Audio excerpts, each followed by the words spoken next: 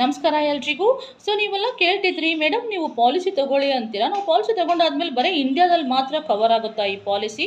In case ನಾವೇನಾದರೂ out of country travel ಮಾಡ್ತಿದ್ರೆ, ಇಲ್ಲ ಅಲ್ಲೋಗಿ ಉಳ್ಕೊಬೇಕಾಗಿರೋ ಪ್ರಮೇಯ ಬಂದು ನಮಗೇನಾದರೂ ಅನ್ಸರ್ಟನಿಟಿ ಆದರೆ ನಾವು ಈ ಪಾಲಿಸಿನ ಯೂಸ್ ಮಾಡ್ಬೋದಾ ಅಂತ ಕೇಳಿದ್ರಿ.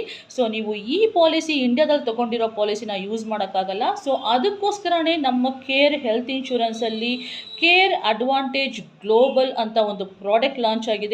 ಸೊ ಈ ಪಾಲಿಸಿನ ನೀವು ತೊಗೊಂಡ್ರೆ ಇಂಡಿಯಾದಲ್ಲೂ ಯೂಸ್ ಮಾಡ್ಬೋದು, ಔಟ್ ಆಫ್ ಕಂಟ್ರಿನಲ್ಲೂ ನೀವು ಕೂಡ ಯೂಸ್ ಮಾಡ್ಬೋದು. ಸೊ ಈ ಪಾಲಿಸಿ ಸಮ್ ಇನ್ಶೂರ್ಡು 25 ಲ್ಯಾಕ್ಸಿಂದ 6 CR ಇರುತ್ತೆ ನಿಮಗೆ. ಈ ಪಾಲಿಸಿನಲ್ಲಿ ರೂಮ್ ರೆಂಟು ಮತ್ತು ICU up to the sum ಇನ್ಶೂರ್ಡ್ವರೆಗೂ ಇರುತ್ತೆ.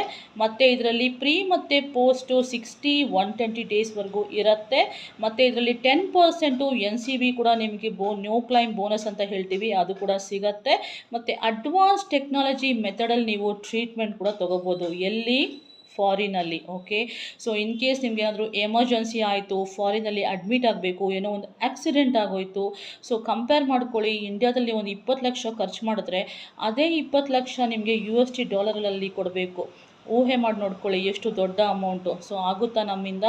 ಸೊ ಯಾರೆಲ್ಲ ಫಾರಿನ್ಗೆ ಟ್ರಾವೆಲ್ ಮಾಡ್ತಿದ್ದೀರಾ, ಅಲ್ಲಿ ಉಳ್ಕೊಳ್ಳೋಕ್ಕೆ ಪ್ಲ್ಯಾನ್ ಮಾಡ್ತಿದ್ದೀರಾ, ಸೊ ಈ ಗ್ಲೋಬಲ್ ಪ್ಲ್ಯಾನ್ನ ನೀವು ತಗೊಳ್ಳಿ.